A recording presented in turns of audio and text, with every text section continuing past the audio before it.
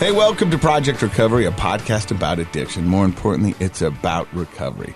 My name is Casey Scott, and I'm an alcoholic. But my good friend Matt, he's not.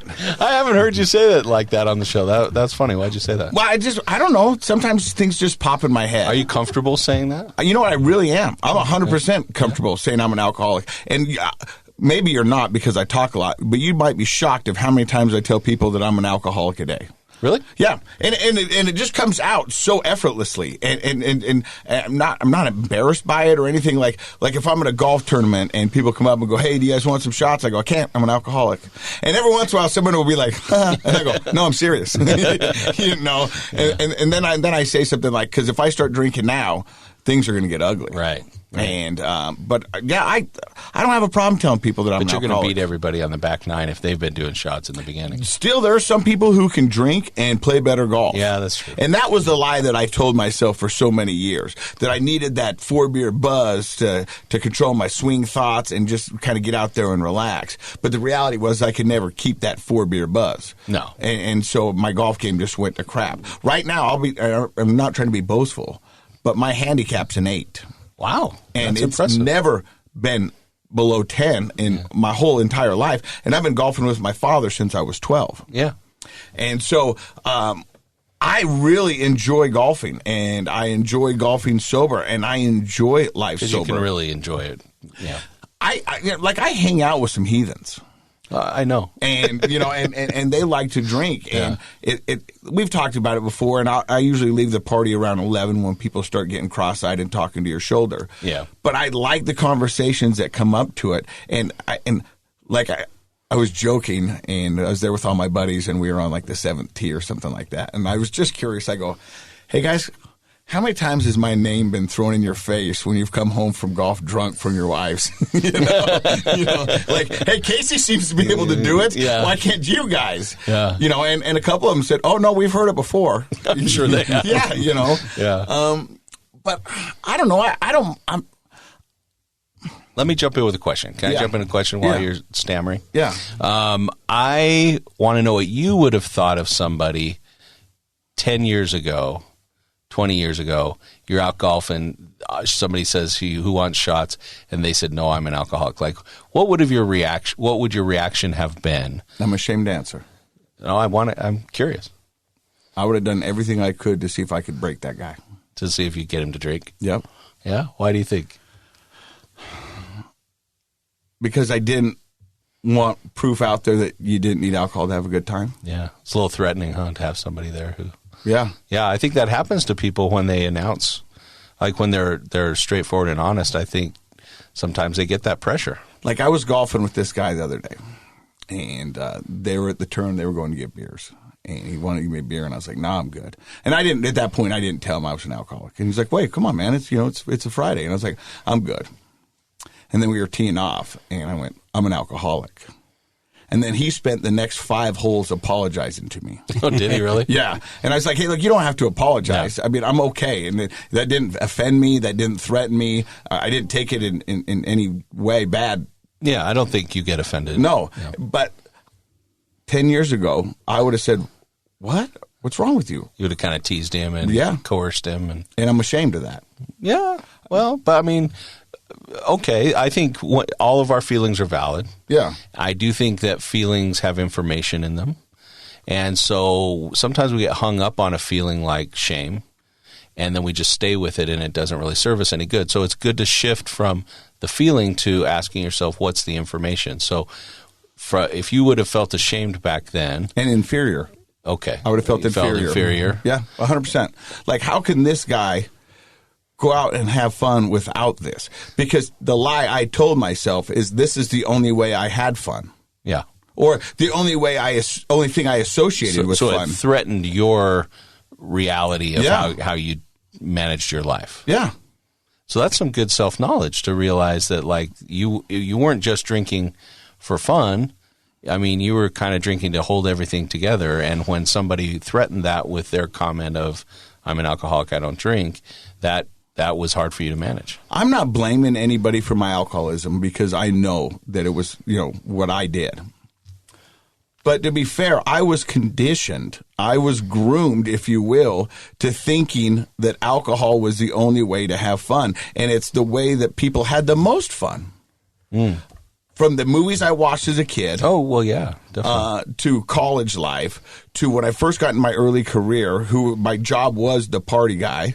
Right. That was my identity. Your job was to make sure that the guests coming on the show and the concerts, they were all having a good time. Yeah, I mean, I thought of myself as the Kool-Aid guy for alcohol that was busting through the wall of a party going, hey, look who's here, let's go, and let's have some fun. And I, in all honesty, thought I was there to save the day, to save the party, to bring fun to people.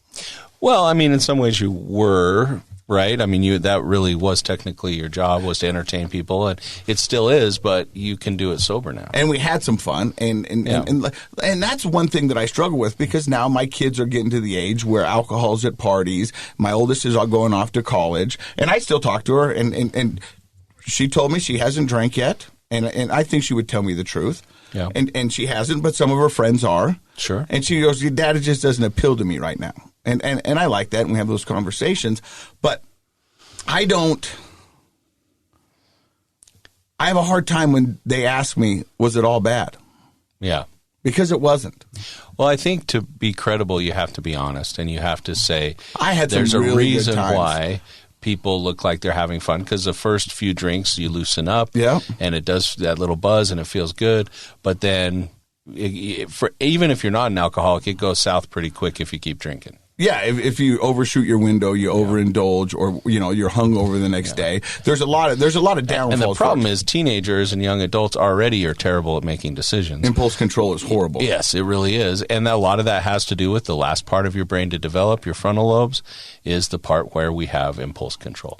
And so not just teenagers, but young adults into their early to mid-20s still struggle with that. So you throw some alcohol on top of that, which also reduces our ability to make good decisions, and boom, we're off to the races. I was expecting this conversation to go a little bit differently, and I brought some stuff, but I like where this is going, because I think this is one of the mistakes we as parents make when talking to our children about drug and alcohol. Because what we tell them is what our parents told us: don't do this, it's bad, but watch what I do on the weekends, because this is what I'm out doing. Right. And then all of a sudden they go through their wild stage, and then they get sober, or they don't drink anymore, or they choose religion, or whatever it may be. They don't do that. So when my kids ask me, was it fun? Yeah, there were some really, really fun times. Yeah. But there were some really, really bad times as well. Yeah, the fun times usually end in bad times, so they kind of go together. Yeah. And so you got to be careful. But, when kids, we've had people on the podcast who said, my parents never said do drugs, and the first time I smoked a joint, I thought, what are they lying to me about? Because this is amazing. And so it starts to question everything that they've told them, because they were like, this seems pretty cool. Right. Yeah. So I think you have to be honest about the effects. There's a reason people drink. There's a reason people smoke weed. There's a reason people do drugs. And there's a reason people eat bad food. Yeah. I mean, there's a reason you pull into Wendy's and, eat a triple or whatever. The Baconator. Yeah, Baconator. There you go. I wish I could bring this person on, but earlier this week I had visited with somebody who I've known for a couple years now, and this person is now almost 2 years sober. But this person is well under the age of 21, and they started drinking and smoking weed when they were in 5th grade. Wow. And we had an interesting conversation because they've had a tragedy in their family, and this person was saying it was really tempting to go ahead and drink with everybody. And the family kind of got together, and part of that was drinking, and it got out of hand.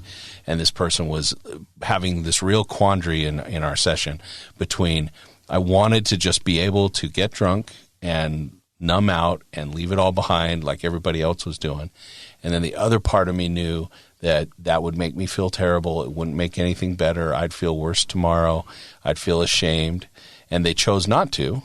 Mm-hmm. But I thought, number one, that's pretty good logic that you have to hold on to. But for this young person, that's going to be a long road in their life to continue to make that better choice each time. But I was very proud of them for doing that. And it's interesting to see that, like, even a person who's young, who's been using for a while, they can realize when they are an addict. You know, when we talk about drugs and alcohol and addiction, we often think it's a young person's game. True. I want to play a game real quick. Okay. Raise your hand if you thought starting a meth addiction at 62 was a good idea. Only one in the room. And it's our guest today. His name is Randy Parker. And before the mics were cracked on, he goes, "Who starts meth at age 62? Isn't that what you said, Randy? Yeah. And so we're going to hear Randy's story. You're listening to Project Recovery. Stick around.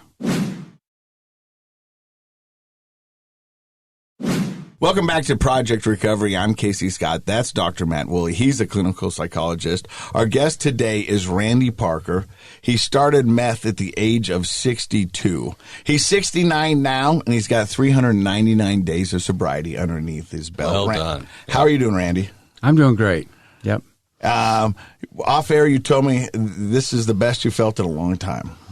It is, because in my mind, the substance is not the only problem, and it's not the biggest problem. It's the culture that you end up finding yourself in and seeking out, and that culture is puts a big damper on how you feel about yourself. I can see that. And so when you can't, the addiction is, in my case at least, was the smallest thing to overcome. But feeling good about yourself, learning to love yourself, learning to forgive yourself, that's the hardest part. Doing the work, as they say. For me, yeah. You know, I mean, and I've said this before on the podcast, but I remember sitting in Pinnacle Recovery talking to my therapist, and my therapist going, "Hey, do you want me to blow your mind?" And I'm like, "Yeah, I'm in recovery. Let's do this." And he goes, "Alcohol is not your problem." And I was like, "You are the worst therapist ever, because I'm in here for addiction." Check your notes, buddy. Pretty sure alcohol is my problem. He goes, "No, your problems are your problems." And alcohol was your solution. But now you can add it to your problems as well. But you've got a lot more problems than just alcohol. And until we unpack that backpack or dig deep, sobriety is not going to come easy to you. Yeah, for sure. So where does the story of Randy Parker begin? Well, I was born and raised in Salt Lake. And my dad had a drinking issue. Of course, back then it was... you said it right there. It was an issue. It wasn't a problem. It wasn't an addiction. It was an issue. Yeah, we downplayed it. But we did that culturally. That was the culture. It was like, he has a little bit of a drinking. Yeah. He drinks. Yeah. Yeah. But that's about all you'd say. And it was normally underneath your breath and never in front of the person who has it. Right. You know, Right. It was just like, oh, okay, he's got this issue. Or dad's been drinking. Yeah. And so he had a little bit of a problem. Yeah. And my mom and dad divorced, and we moved to Elko because my dad worked for the railroad. That's where our producer Joshy's from. Is it really? That's why you heard the whoa. Go Indian. Yeah, go Indians. Yeah, you guys just gave the Elko look. Like, Yeah. So you moved to Elko. Moved to Elko in my high school years. I didn't know anyone there, and so you go to the party, and you start meeting people. Mm-hmm. And I was drinking a fair amount. Yeah, I was drinking. Well, wouldn't you say, because this is pretty common, when a teenager is trying to find friends in a new school or new town, the kids who party are usually the most welcoming. Mm-hmm. And it's easier to make friends with them because all the price of admission is just being willing to drink along with them. Right. And kids who don't drink and don't party, sometimes they have their social groups and they're a little exclusive. It's harder to break in with certain groups of kids, but the partiers are almost always happy to have another partier. You show up with a six-pack, you got 5 friends. Well, and I was you're a thinking teenager, you show that's up with important. a cooler. Yeah. Instantly. So you're really popular. Yeah, you're the new guy. Yeah. And so I did some drinking during high school, and then I started smoking some weed, and then started hitting acid. Now, that was back. Wait, that escalated pretty quick. It did. I mean, do you remember the age you first tried alcohol? Was it at home with your parents? Or Yeah. I was probably 8, 10. Yeah, having like a sip off Dad's beer. Exactly. And having 2 when he wasn't looking. Yeah. And then all of a sudden, you knew that the way into the social circle in the high school, and so you started drinking. And what was your experience with it? I'd drink till I threw up and pass out. So hopefully binge drinking, yeah. right? That's what most teenagers do. Yeah. And we'd go out fishing and get drunk. That's what we did. Then you said you kind of moved over into marijuana. Yep. Started doing that, and then was introduced to acid. And that was acid in the 70s. So that was the OG stuff. Yes. Yeah. And I joined the military right out of high school, and my supply chain immediately Dried up? Yeah, dried up. Exactly. Not a lot of acid to be found in the military. No, not much. There is some. I was going to say, I bet there's some. Yeah, there is. And so after Let me ask you this. Why the military? Is that something you always wanted to do? Is it just your only option, or seemed like the best option? It was all of those. In Elko, there was there was a little tiny college, but you really weren't going to go any place with that. And I'm not being judgmental at all. It's just the way it was. And all of my brothers had been to college and all that stuff, so I had a bar to hit. And but I didn't have any financing, and all I wanted to do was party. And my dad said, Randy, I think he was just tired of me hanging around. He says, Randy, have you ever thought about going to the military? I said, no, I haven't. So the next day, I called the recruiters. They were in Salt Lake. The next week, I was on a Greyhound bus coming to Salt Lake to do my ABFAB testing and all that kind of stuff. And then a month later, I was on another bus coming to Salt Lake, get on the airplane to go to boot camp. Really? Yeah. That was pretty quick. Because if I were going to dig out of Elko, I first of all had to relocate away from it because the resources just weren't there. And and I'm an adventurous kind of guy, and I looked at this as a true adventure on Uncle Sam's dime. And they're going to feed you 3 square a day, give you clothes and a place to sleep, and how can that be bad? It was during Vietnam, and so after I went to boot camp. Yeah, after I went to boot camp, God, that was July 20th at 2 a.m. I walked off that airplane, and that was a culture shock. Here it was 95 degrees at 2 a.m.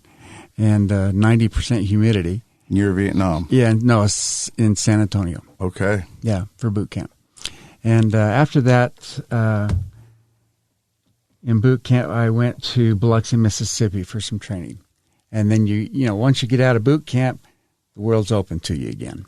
And got involved with drugs again. Got through my training okay. And was stationed at Travis Air Force Base in California. That was the first stop POWs made when they came home. Okay. And I was partying well. I had a good circle of buddies, and but there was something in me that says, you know what, this just isn't right for me. I should be doing something else. I had been raised in the church somewhat, and so I thought, you know what, I got to go down that path some more, because I knew how good that felt. And so I went down that path and ended up marrying a gal from Ogden, Utah. We knew each other 6 months, got married, and boy, we started having kids. And we now have 5 kids. Except my wife, we divorced, and she passed away. And so we had the 5 kids, but then I started trying to live 2 lives. And that was a train wreck waiting to happen. When you say living 2 lives, one with the church and one with the partying? Yep, exactly. And had you left the military at that point? No. No. Okay. I was still in it. That lifestyle was very foreign to my wife. She didn't know anything. She had a brother that was an alcoholic, but no one talked about that. So that was my path those were my paths, say, for about 20 years. And to try to keep that under wrap for that long and still maintain some self-worth is difficult to do because my whole identity came from external validation. God, Randy's a good guy, you know? Yeah, but you don't know the real Randy, and you're not about to. And is that your internal dialogue you're thinking? Yeah. You know, people give you a compliment and you're thinking, yeah, but if you really knew the real me, you wouldn't like me so much. So were you on church on Sundays and partying through the rest of the week? Pretty much. And so the people at church were saying Randy's a great guy, done these wonderful things, but they didn't know what Randy was doing on a Thursday night. Did not. And what you thought you were doing on a Thursday night was bad. Exactly. So what do? Your self-worth tanks. And to cover that up, you do some more. And you get into that cycle of not wanting to feel things, not wanting to know what your emotions feel like. Escape, numb, run. Yep, exactly. And at any point, did your wife, rest her soul, did she say anything about your drinking and your partying ways, or did you keep it hid from her as well? No, she knew. She wasn't happy about it. But our lives were really, really busy. We owned a business in Ogden, and it just consumed our time. And my go-to was if I have other people around me, then that diffuses what my behavior is, because we all have to be nice to each other and our company when everybody's around. And does that make sense? Mm-hmm. Yeah, so if it's hard to get yelled at by your wife if the house is full. Exactly. So keeping busy was sort of a way to kind of allow yourself to keep using, really. That was my manipulation. Yeah. And I used a similar tactic, and that you would test yourself, is that we had friends over, and was I a jerk? Was I rude? Was it, you know what I mean? And so it was a way to validate your behavior, because if you were doing what you were doing in front of company and no one's calling you out on it, how bad is the behavior really? So it's that justification, that manipulation. Comes with addiction, it's all right? of that. Yeah, it is. And then you're lying all the time, and it was just a During those years, were you just drinking, or were you also using other substances? I was just drinking and smoking, and holding prominent LDS positions.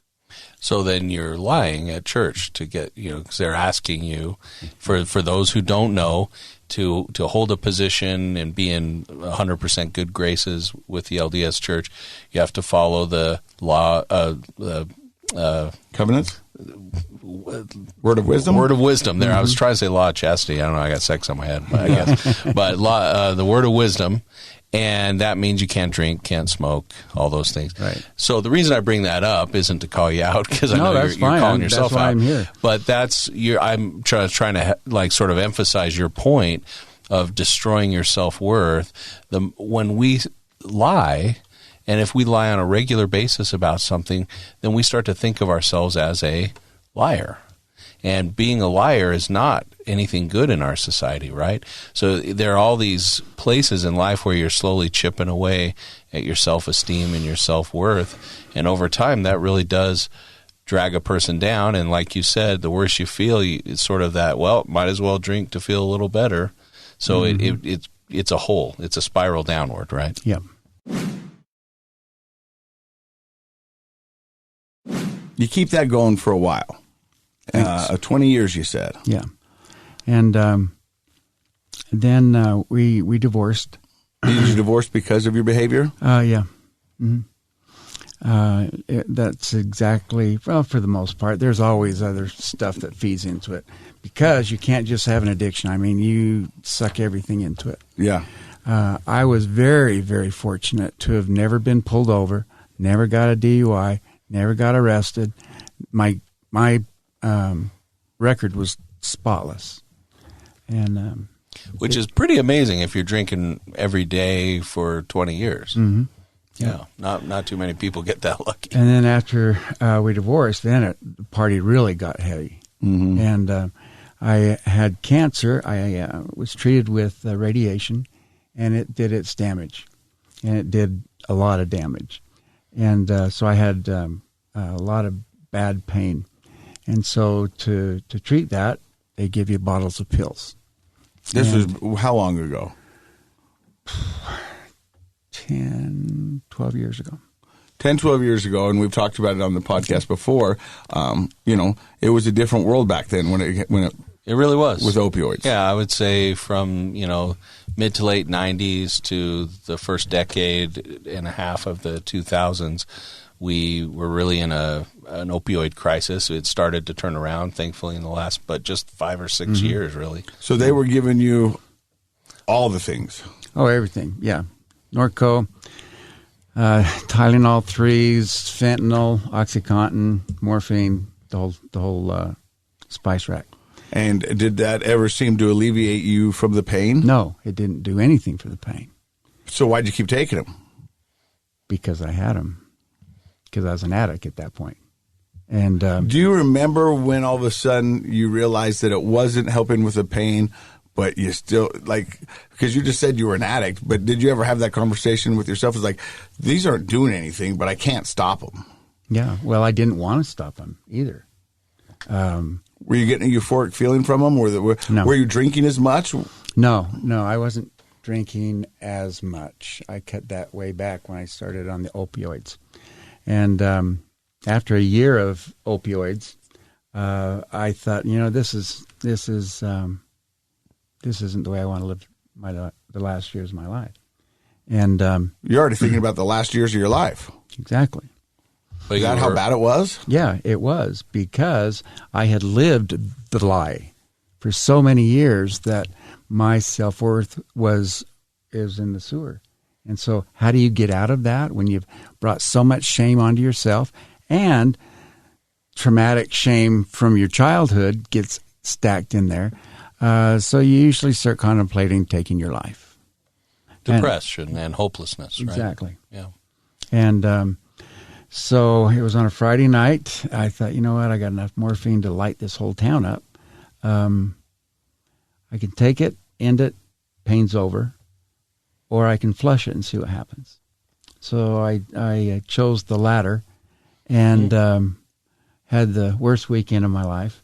And then So you were dope sick. Mm-hmm. You were coming off it, yeah. Yeah.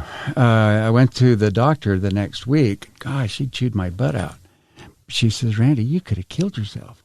Yeah. I said, that's what I was thinking. I was thinking that's what I wanted to do. Yeah. But by flushing them and not tapering, then I had other options. I had my life back. But it was going to be a long, hard row to get it back. And so I went off the opioids. And, what do they always say? You give up one drug, you got to replace it with something else, right? Mm-hmm. And I was introduced to methamphetamine. 62. So, walk me through this. I mean, you're a grandpa of 5 children, Mm-hmm. 5 grandkids. Yep. You're 62 years old. Mm-hmm. You've been in the Air Force. How does one get introduced to meth at 62?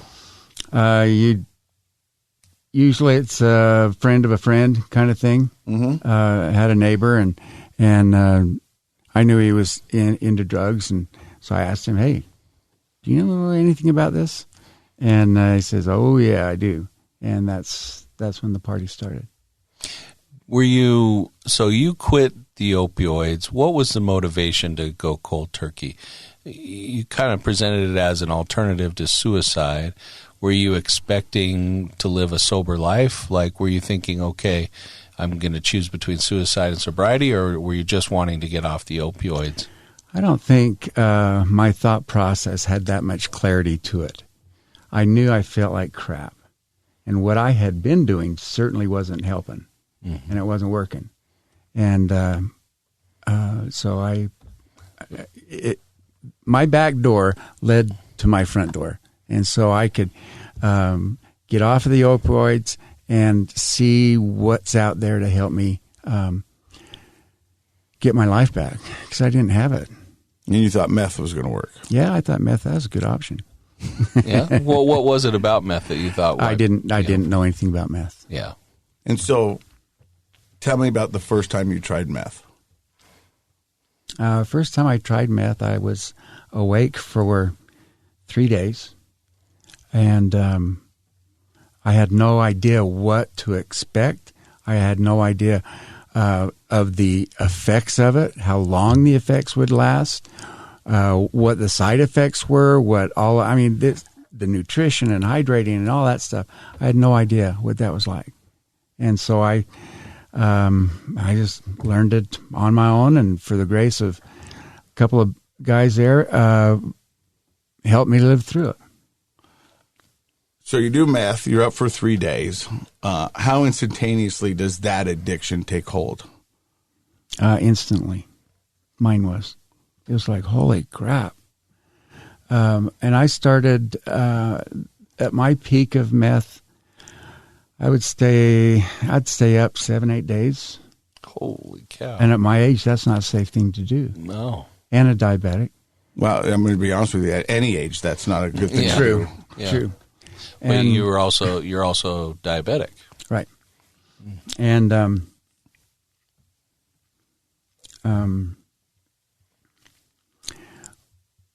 when my significant other said, Randy, you're going to run out of luck.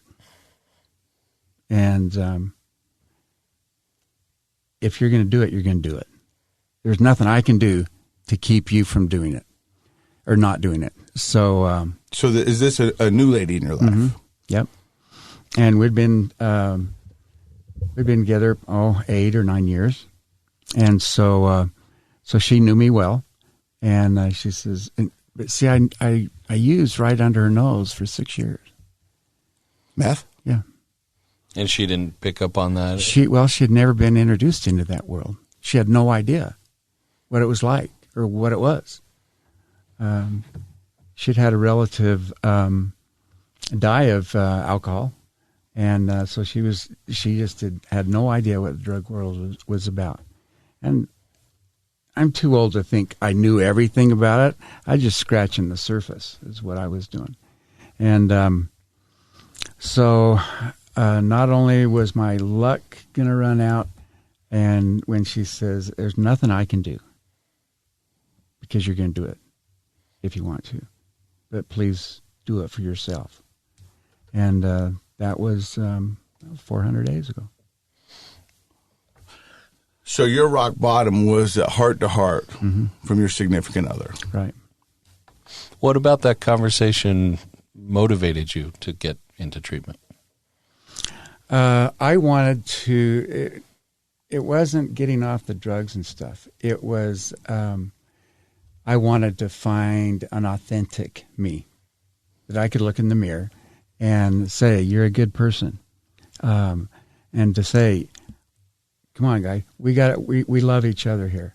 And I was doing things that was destroying that from inside. You said you had 5 kids. Did they ever know any of the meth? Did they know anything that's going on with you? No. So it sounds like you were living a life, you've said it before, a dual life. A lot of it you were just living by yourself and just feeding your addiction. Mm-hmm. It was a lonely world. Yeah. I think it's profound that you wanted to have a better relationship with yourself, really. I mean, I know that sounds a little hokey, but no, I mean, yeah, it doesn't when you really think about it. Like, we all have a relationship with ourselves. We all feel a certain way about ourselves. And you can call that self-esteem or concept or self-worth. Those are all good words, but it's a relationship with yourself. And it sounds like you were tired of having a bad relationship with yourself. Yeah, I did not like myself. How does one at the age of 68 find their authentic self? Because it sounds like from the get-go, in one shape, way, or form, you've been partying since you were 18. Mm-hmm. Pretty much. So I'm curious of how you find your authentic self at 68. I started, how I got caught was I went for a annual physical at the VA, and my doctor ordered a drug panel. And she the next time I went in, she said, "So how long you been taking amphetamines?" I said, "I don't take amphetamines." "Randy, methamphetamine?" "Okay, busted." And she and I had developed a good, honest relationship. She says, "I'll do anything for you, but don't lie. If you lie, then what I do isn't helping you at all." And so that was the thought that I had go through my head at that time. I just lied to her. And she's probably the one that's going to help me the best. And she did. She hooked me up into the VA system where we had a Zoom meeting once a week for an hour. That wasn't going to satisfy me. I had to have more. And so after a few months of that, I talked to her about it. I say, I got to have something more. I need a big change in my lifestyle. And she says, okay. So that's when I was introduced to the treatment center in Ogden. And you went there and you found a community. Yes, I did. And it's been 400 days. Yep. How long was that an inpatient where you go and stay? No, that was an intensive outpatient. Okay. And so I was there for 5-6 hours a day. A couple days a week was 7 or 8 hours. So 20, about 30 hours a week. Almost a full-time job. Yeah. Plus all the homework you got to do. It's a 12-step program. And so you got a lot of homework to do. And by doing that, you learn who you are. Mm-hmm. And it was exciting. It was more exciting than chasing a drug. I got to have more of this. I like that. It was a great moment to feel like I'm a good person. But that's what I did. That's not who I am. And I'm forsaking that and going to steer my life the way I'm going to be happiest. You nailed it right there. The difference between what we do and who we are. Our behaviors versus ourselves. Mm-hmm. And so many times, even as young children, we get the wrong message that we're bad instead of our behavior was bad or inappropriate. Mm-hmm. And that can just steamroll into an adult self that thinks of themselves as a bad person. Mm-hmm. Everybody makes mistakes. Everybody does some things they shouldn't do and need to apologize for. I don't think anybody makes it through life without hurting other people in some way. Yeah. You know. That being said, we can the key to overcoming it is what you said, where you're like, you know what, that's not who I am. That's what I've done, and I can change those behaviors because I'm a good person. Mm-hmm. And that you did a lot of introspective work. It sounds like there at the treatment center. A huge amount. Yeah, and still do. Yeah, every day I learned something new about this. When the mics were off, you were talking about your journey, and you said your sobriety, you're doing a lot of paying it forward and paying it back. Tell me about paying it forward and paying it back. I had my theory, my simplified theory of life is that we are here to ease other people's burdens, to share those burdens. And if I can do that in whatever way, it doesn't have to be big. It can even just be opening a door. That's what I mean by paying it forward. And paying it back is those things that I pushed so far away, especially my family. That's where I get, hopefully, the payback comes home. Mm-hmm. And it does. You have to be very patient with it. What's your relationship like with your kids these days? I have a great relationship with one of my sons and his family. And then I have a relationship that is starting to grow with one of my other sons. Now I've got another son and a daughter that I don't have any communication with. Mm. It's not to say it won't happen. Mm-hmm. But it's going to have to happen through time. And that's probably one of the things that when you're going through recovery, impatience isn't a virtue.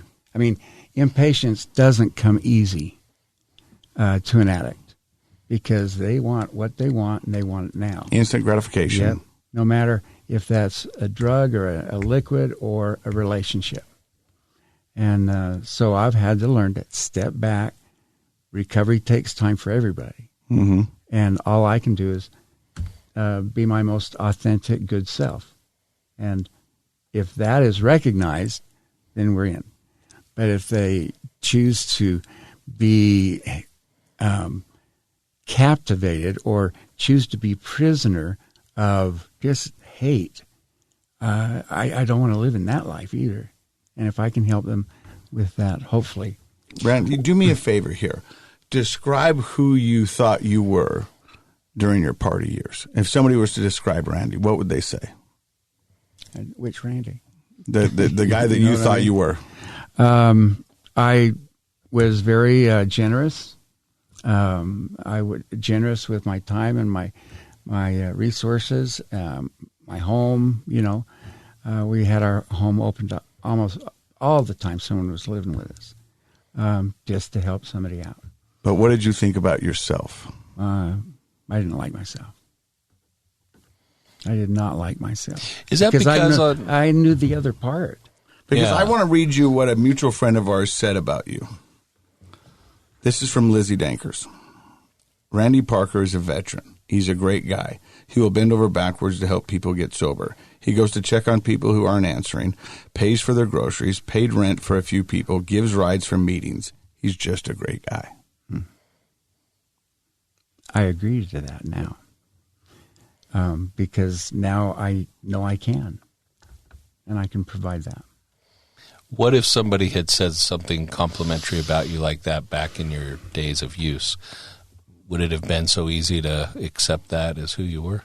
No, because I wasn't working on bettering myself. Mm-hmm.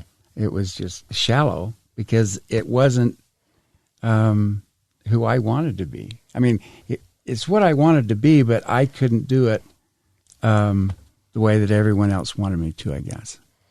Yeah, well, I think that's probably really true. Like, I think when we're not being our best selves in life, whether it's an addiction or something else, there's usually a part of us that knows we want to be the authentic person. We want to be that better person that's productive and happy and genuine.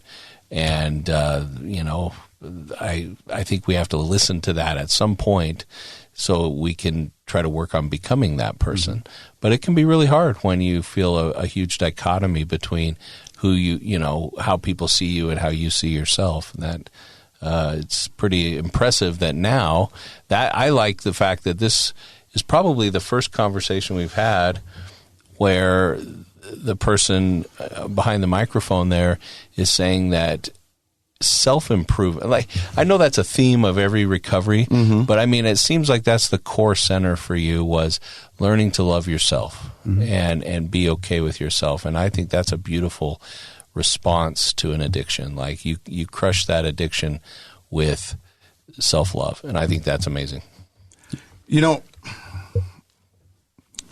In my travels and talking to people, there's a lot of people I know who are into their 60s, maybe their 70s, still drinking too much and accepting the life that they've been giving. And they go, this is just it. I'm an alcoholic. Too old to change. Too old to change. Don't want to. Couldn't if I wanted to. And so they just accept it because they can't see anything else. Mm-hmm. But here you are at 69 with 400 days of sobriety underneath your belt. Can you look at those people and tell them, my life is so much better now? Mm-hmm. It's crazy, right? Like, how much better is your life today than 400 days ago? Let's go back until I was 10 years of age. I like myself. For the first time since you were little. Yeah. Exactly. I like being in my skin. And that says a lot also for the support that I had going through this change. I love it. I love Randy. Well, I think Randy's a great example for anybody out there who thinks they're too old to change. Yeah. And sometimes you meet a 40-year-old that thinks they're too old to change. I think that's great inspiration to know that at any age you can turn things around, repair yourself, and become the person you want to be.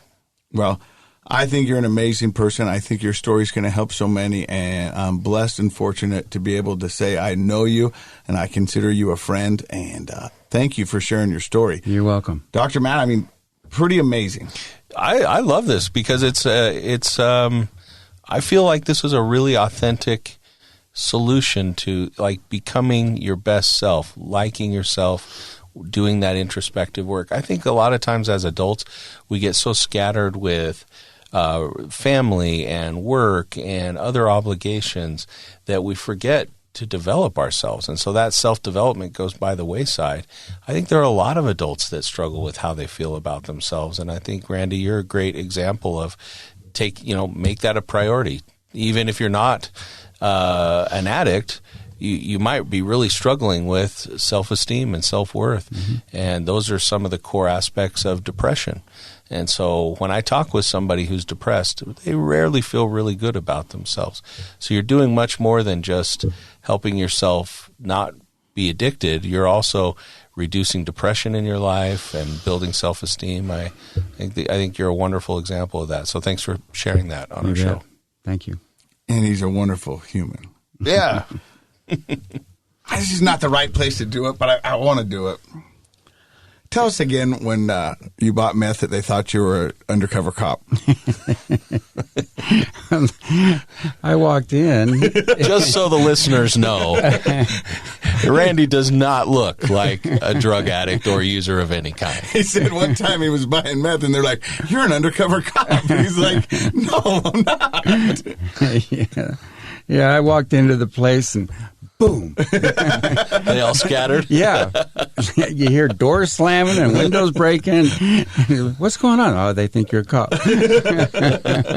I love you, Randy, and I'm so grateful that you stopped by. Thank you very much. You're welcome. Thank you. Keep us in the know what's going on with you, and if we can ever help, don't be afraid to ask. Good deal. Thanks. And thank you for stopping by and listening to another episode of Project Recovery. I'm very fortunate and blessed that we get to do this every week. Thank you, Dr. Matt. We get to share wonderful stories like Randy's. And if you have a story to share, make sure you reach out to us on Facebook or Instagram. We'd love to share your story and let people know that recovery is possible. And in case you forgot, Project Recovery is what? It's a KSL podcast. He's a grandpa.